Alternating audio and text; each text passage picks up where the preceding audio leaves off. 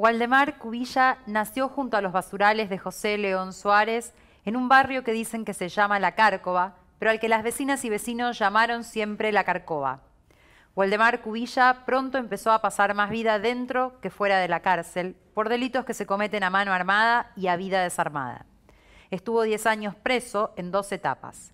La segunda vez, en el penal de San Martín, organizó una biblioteca para encontrar libertad en los libros. Participó en el grupo musical Rimas de Alto Calibre y dirigió una obra de teatro de Carlos Gorostiza, actuada por sus compañeros presos. Como la Universidad de San Martín instaló en la cárcel la carrera de Sociología, Waldemar pudo estudiar. Sus compañeros de estudio eran tanto presos como guardiacárceles. Hizo su tesis sobre los cirujas, los cartoneros y las cooperativas de reciclado de basura. Se recibió de sociólogo con el mejor promedio de la universidad. Ya había cumplido su condena y al volver a la villa decidió fundar allí la Biblioteca Popular La Carcova. Hoy es profesor en la universidad y en la villa. Lo respetan porque saben que fue sincero con su vida de antes, como ahora cuando empuña un libro. Waldemar Cubilla de algún modo renació junto a los basurales de José León Suárez, obligado siempre a saber cómo leer todos los juegos que se juegan alrededor. Hoy, Waldemar nos va a ayudar a pensar qué es la política. Por eso podríamos empezar con un tema. ¿Qué sentís, Waldemar, con lo que viviste cuando se habla tanto de inseguridad? La verdad que ánimo de poder discutir el sentido de la seguridad, o pensar quién construye el sentido de la seguridad, o también pensar cómo se vive la seguridad también, ¿no? O la inseguridad, ¿no? Porque la distinción entre seguridad e inseguridad depende de quién narre y desde dónde se diga. Aparentemente, en los discursos más generales se habla de una inseguridad hacia el pibe joven, negro, pobre, robando, ¿no? Y se construyen discursos, por ejemplo, de emergencia de seguridad que justifican políticas públicas represivas o incluso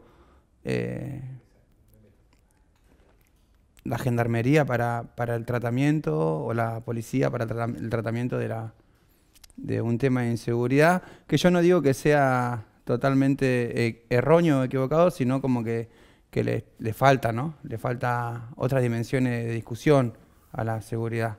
¿Qué otras dimensiones? ¿Cuáles serían esas otras? La social, por ejemplo, ¿no? Fíjense que hablar de seguridad social ya como parece anacrónico, ¿no? Como que pareciera que el calificativo social de la seguridad no tiene margen de discusión. La seguridad siempre es punitiva o policíaca, ¿no? Pero en términos de seguridad social, yo creo que es una disputa gramatical y conceptual que tenemos que recuperarla, esto, ¿no? de los derechos laborales, del derecho al trabajo, ¿no? No sé, el derecho a jubilarse de modo digno, derecho a la educación, ¿no? Son como seguridad en términos de derechos cívicos que nos corresponden a todos, a todas, ¿no? En el caso mío, yo un pibe villero, pibe chorro, si se quiere, pibe preso también, ¿no? Hoy pibe licenciado, digo yo, ¿no? Como siempre digo que me esfuerzo por no construir un discurso de seguridad en base al mérito, ¿no?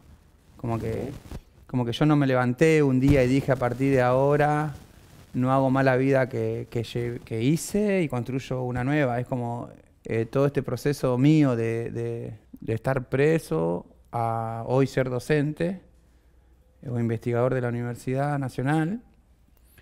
Fue gracias a una decisión política. Yo digo que fue responsabilidad política de una universidad nacional que cuando le llega una demanda de un grupo de presos para que se le garantice el derecho a la educación, responde a eso, ¿no? En este caso, garantizándolo y no negándolo. Claro. Decís que no es un clic y en un momento, pero me imagino que debe haber habido algún momento donde dijiste, bueno, no es por acá, es por acá.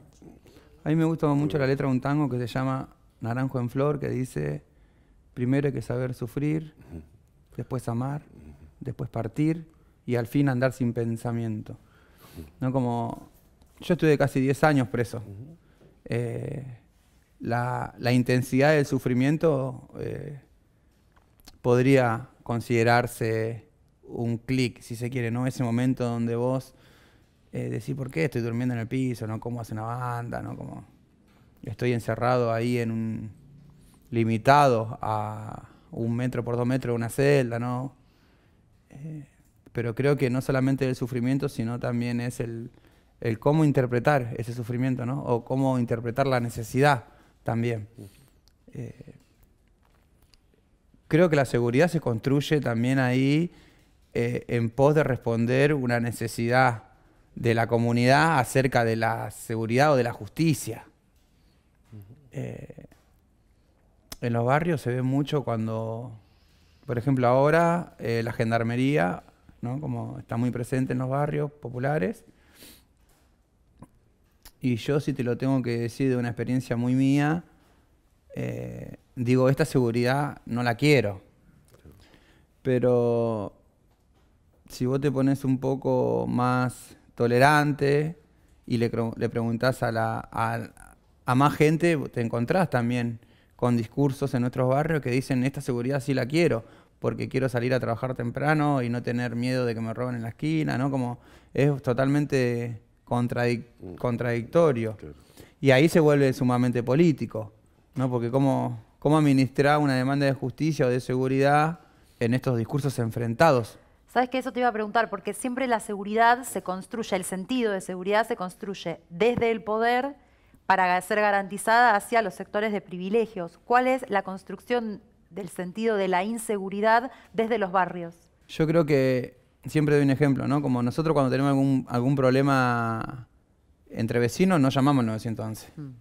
O sea, a nadie se le ocurre llamar a la policía, ¿no? Como ahí quizá el principio de seguridad se vuelve más democrático o ciudadano, podríamos decir, ¿no? Como justamente estábamos pensando esta semana ahí en la universidad, en el equipo que yo formo parte, en Septesa, sobre la idea de seguridad democrática o de una democracia segura, ¿no? Como yéndonos un poco más para atrás, cuando llega la democracia era eso, ¿no? Un principio de seguridad. Claro. O sea, dejamos atrás un proceso militar que no tenía a todos aterrorizados, ¿no? Con miedo a desaparecer. De repente llega la democracia e instaura el sistema democrático un principio de seguridad para la comunidad. Hoy la seguridad o la inseguridad quizás es una amenaza a ese principio democrático. Digo esto ¿por qué? Porque ahí en términos ciudadanos, si se quiere, ¿no? Como los villeros también tienen derechos, ¿no? Claro. Claro. Estuviste 10 años preso, ¿no? Sí. Y te reinventaste en la cárcel. Contame cómo, porque se supone que la cárcel es para eso, pero en los hechos no funciona así para nada. ¿Cómo es para vos siendo, imagino, una excepción, ¿no? ¿Cómo lo vivís y cómo ves desde adentro el sistema? Lamentablemente es un hecho extraordinario, ¿viste? O sea, la cárcel por sí es torturante. O sea, no. Por más que en la legislación diga que la cárcel está construida para la reinserción del reo, dice, ¿no? No para su castigo, por lo cual debe ser sana, limpia. La cárcel por sí sola, como institución sola, no, está lejos de poder alcanzar esos principios, ¿viste? Como ahí entonces la Universidad Nacional, en este caso, en mi experiencia, apareció como mediadora de esa política penitenciaria, ¿no? Y yo creo que el desafío es cómo construir contralores o veedores de la política penitenciaria. En este caso, en la Universidad Nacional pueden ser organizaciones sociales o de otro, no sé, la institución educativa también, instituciones de salud, porque en la cárcel es como una microciudad también, ¿no? Como, claro. hay escuelas, hay universidades, hay sanidad o sistema de salud, como quiera decirlo, pero después que en la convivencia se van como contaminando. Y siempre gana el servicio penitenciario.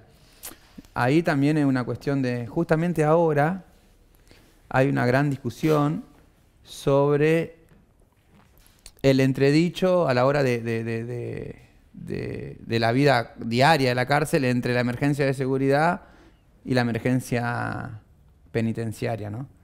Por un lado, la emergencia de seguridad por el incremento de gatillos fáciles que hubo, ¿no? Como que uno ahí, con los San Miguel del Monte, si se quiere, como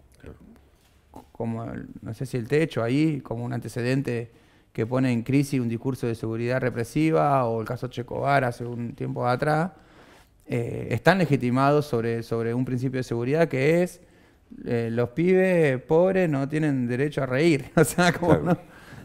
Y si ríen hay que matarlos o encarcelarlos. Y está pasando eso. Entonces, o te matan o te meten a la cárcel. Y entonces la cárcel también se encuentra sobrepoblada y declaran una emergencia penitenciaria. No sabemos qué hacer con los presos, no los vamos a alargar, ¿no? Como estamos ahí como en un proceso de reproducción institucionales, porque entonces la que queda es construir más cárceles. No va por la vía de liberemos, ¿no? Porque también hay que tiro como dato, ¿no? El 80% de la población carcelaria de la provincia de Buenos Aires están en un proceso de inocencia. O no tienen una sentencia de culpabilidad. Y eso lo permite una legislación que se conoce como la ley de fragancia, ¿no? Como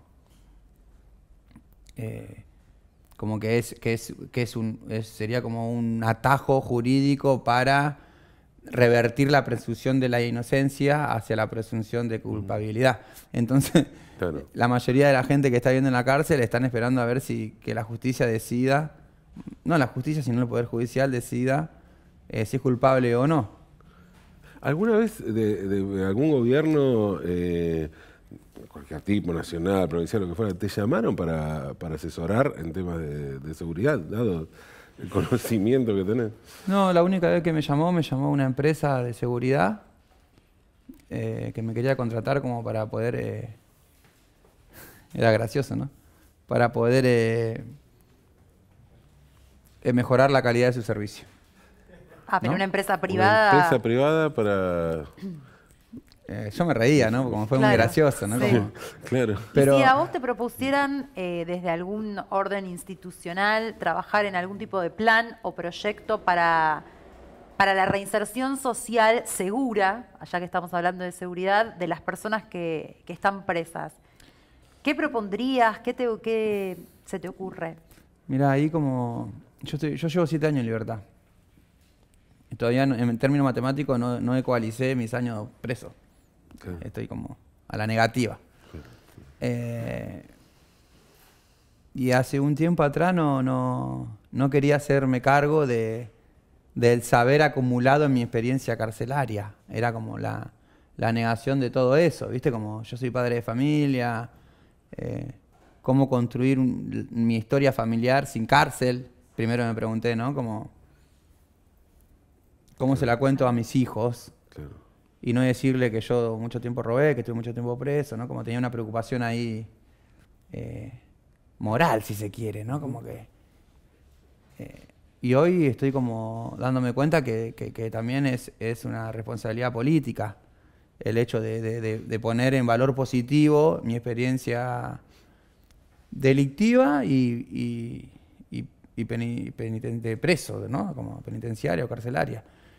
Yo creo que una de las primeras medidas es esto, ¿no? Cómo permitir, sería hacer más permeable la cárcel, ¿no? Pero no en términos de puerta giratoria, como dicen, ¿no? Algunos, como no. Sino de que la sociedad civil también sepa de la vida carcelaria, ¿no? Como, vos fíjate que las cárceles tienen una gran característica que es un muro de 5 metros, ¿no? Como, y uno si pasa cerca hay un muro y como... difícilmente se pregunte qué es lo que está pasando ahí adentro, ¿no? La sociedad no se pregunta sobre el tratamiento, sobre el seguimiento y tratamiento de presos y presas, ¿no? Como solamente tiene un juicio de que no salgan, porque es una amenaza para la sociedad. Yo creo que en mi caso fue la educación, construir herramientas que garanticen la educación para los presos y las presas es fundamental. Y también instancias de formación que a nosotros nos permitan reconstruir la historicidad, ¿no? Yo estoy hablando de Buenos Aires, ¿no? Y Sí. vivo en San Martín, ¿no? Como, la población carcelaria hoy son hijos de obreros, ¿no? Como obreros que tuvieron fábrica o que vivieron su vida laboral dentro de una fábrica. Hoy ni los obreros tienen fábrica. Entonces ahí como los hijos de los obreros están presos, ¿no? Pero muchas veces desconocemos esa historia, ¿viste? Como estoy hablando de la organización obrera, el movimiento obrero, ¿no? Como, es un poco reconstruir eso. Sería saber qué rol jugamos nosotros o qué estamos jugando en este momento histórico, ¿viste? Como, Claro, fortalecer la identidad y la pertenencia. la juventud está presa. Claro. Parte de la juventud está presa. Entonces darte cuenta de que parte de la juventud hace un tiempo atrás la hicieron desaparecer. Hoy la cárcel está funcionando también como un instrumento de desaparición. Y nada, te cuento una anécdota, ¿no? Como en la cárcel se sigue usando la identificación de NN. Como, Claro. y es un dato histórico. Sí, ¿me claro, entendés? sí, Como, sí, una cosa Sí. ni muerto ni simbólica, desaparecido, claro, ¿me claro, entendés? claro. Y nosotros, los presos y las presas, muchas veces se apropian esa identificación que el sistema penitenciario te pone, ¿me entendés? Como vos sos Eugenia, no sé cómo será tu apellido, pero fulana NN. Porque capaz que no tenés madre, no tenés padre, entonces como...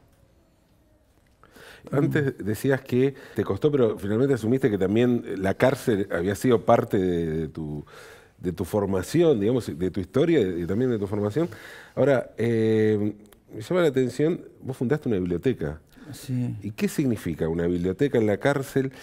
Y esta cosa entre el saber de la calle y el saber de los libros, ¿cómo conviven ambas? ¿Qué significaron los libros? Si los libros también ayudaron a darte cuenta de que la calle era parte de la historia. Sí, ahí mirá, cómo yo tengo conviven? como... A mí me interesa mucho del lugar físico que ocupa el libro objeto libro, ¿no? Como, Sí. o revista, ¿no? Como, las celdas son muy chicas, entonces como yo leía y acumulaba libros y revistas, en un momento me di cuenta que de modo accidental estaba construyendo una biblioteca que nunca había tenido. ¿No? ¿Por qué? Pero me di cuenta porque la celda era chiquita, entonces ya estos libros tanto rompen la bola acá, hasta que las vi como biblioteca, ¿no? Yo digo que era una imagen económica del saber, ¿no? Porque era una acumulación de libros y revistas. Pero ya me las había leído todas, entonces como queriendo compartir esa experiencia mía con los libros o con la lectura, mejor dicho, ¿no? Como casi era una incitación a la lectura, ¿no? Como compartida. Pensamos esta idea de biblioteca, ¿no?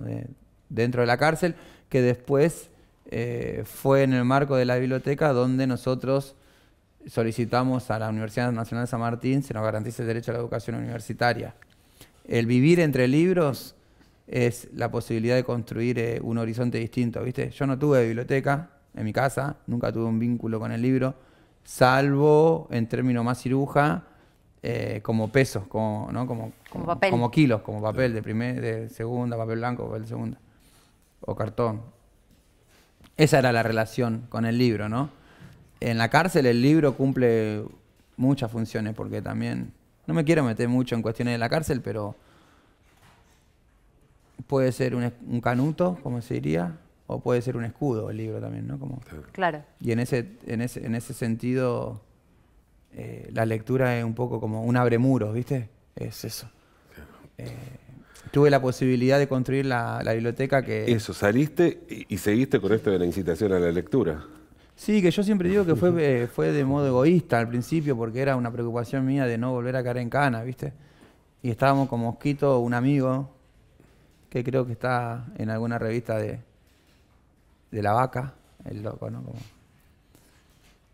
Y estábamos ahí, noviembre del año 2011, noviembre, diciembre. Y decíamos, Mosquito, ¿qué vamos a hacer? Mosquito dice, ¿qué vamos a hacer, negro, ahora? ¿Cómo? Y no sé, Mosquito, algo vamos a tener que inventar, pero en Cana no podemos caer más en Cana. Y Mosquito dice, nosotros sabemos hacer, 2 cosas sabemos hacer, me dice. ¿Sabemos robar o sabemos armar biblioteca? Bueno, armemos una biblioteca, le dije yo. Claro. Y surgió esta, ¿no? La de armar la Biblioteca Popular La Carcova, que ahí conocí el término popular de las historias de las bibliotecas, ¿no? Y la primera biblioteca que armé fue una biblioteca presa. ¿Qué significa una biblioteca presa? Estaba encerrada en la cárcel, una biblioteca que estaba ahí, ¿no? Como en la misma condición que nosotros, que la habitábamos. La biblioteca estaba ahí, con nosotros. Entonces ahí hay una demanda casi permanente. Todo preso que podía salir a la biblioteca salía, por una cuestión de salir de la celda. Una biblioteca en libertad tiene otro desafío, ¿no? Porque, nada, uno está medio libre y de últimas no necesariamente puede ir a una biblioteca, se puede tomar el colectivo o el tren y irse a lo largo de Palermo, qué sé yo. ¿Y cómo fue recibida en el barrio la biblioteca? Extraña. ¿Qué es una biblioteca? ¿Para qué una biblioteca? El barrio está acostumbrado a tener comedores, más que nada. Unidades básicas. En el mejor de los casos, una sociedad de fomento. Esto de la idea de biblioteca, yo me fui descubriendo que era ajena en mi barrio en el momento que la fuimos haciendo. Pero también me di cuenta que no era tan ajena para afuera de la villa, porque en San Martín hay un gran movimiento de bibliotecas populares. De hecho, de las primeras bibliotecas, la Rivadavia cumplió 94 años. 94 años. Ahora el 9 de julio. Nosotros tenemos 7 años como biblioteca. Y lo popular, o le decimos popular en el sentido de que la puerta siempre abierta, ¿no? Y que a nuestra biblioteca puede venir hasta el enemigo. Es esa, ¿no? Como cómo romper esta idea de ir construyendo enemigos. Nosotros siempre fuimos enemigos, ¿no? Como el villero siempre resultó un enemigo, incluso para otras villas, ¿no? Como entre villas, ¿no? Como entonces, cómo ir reflexionando en torno a la figura del enemigo, ¿no? Como, aunque la política, viste, como que es el arte de construir el enemigo. Construyamos a quién pegarle. Pensaba en la frase de todo preso es político, ¿no? ¿Y qué es la política para vos? Yo soy sociólogo de profesión, ¿viste? Como que, no sé, lo único que me sale es referenciarme con otros. Entonces, si nos vamos hasta Aristóteles, es como la posibilidad de vivir la cosa común, ¿no? Como de vivir de modo compartido. Después, más para la sociedad moderna, quizá la política resultó el efecto de luchar por tener el poder, ¿no? Como, ¿no? Entonces la política se transforma en eso, ¿no? Como quién domina y quién es dominado.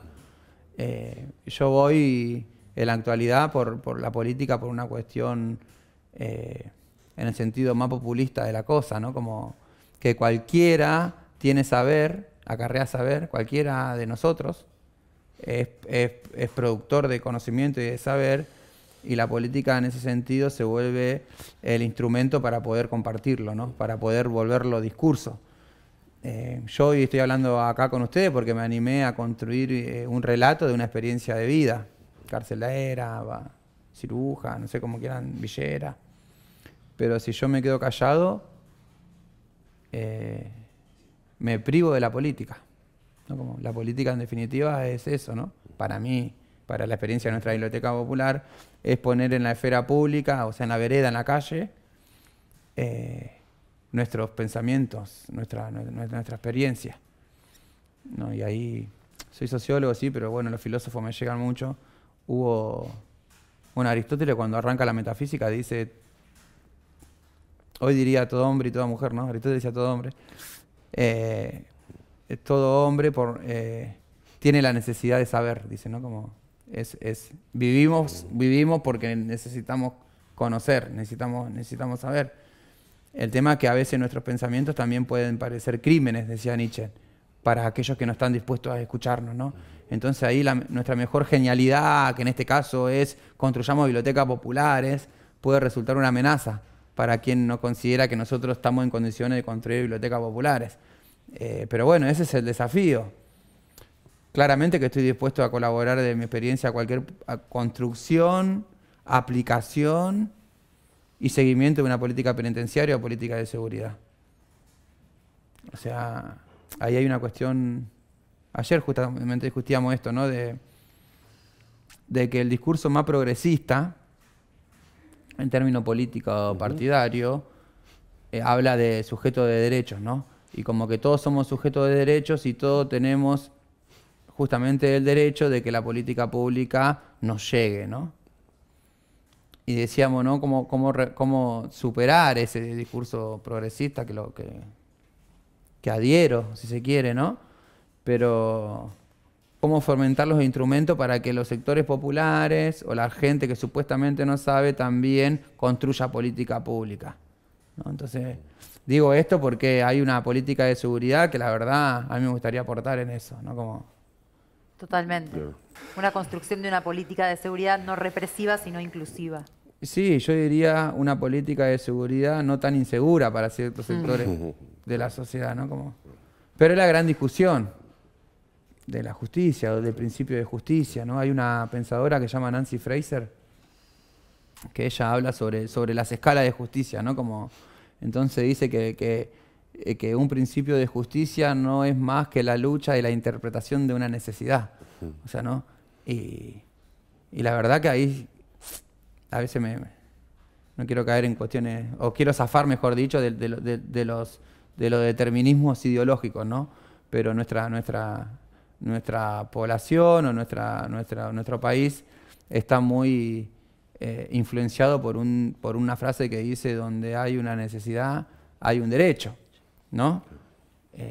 Y fundó todo un pensamiento político y toda una doctrina partidista y todo un perfil de proyecto de gobierno, pero quizá en este tiempo podríamos complementar y decir, bueno, pero ¿de qué necesidades estamos hablando? Yo estoy de acuerdo con donde hay una necesidad hay un derecho, pero por lo menos interpretemos esa necesidad, porque quizás esta política de seguridad yo no la esté necesitando. Pregúntame. Gracias, Waldemar. No, muchas gracias. Gracias. Muchas gracias a ustedes. Bueno, Pablo, hemos terminado otro bonito programa. Programón, Euge. Nos encontramos en la próxima entrega. Dale. Esto es La Política.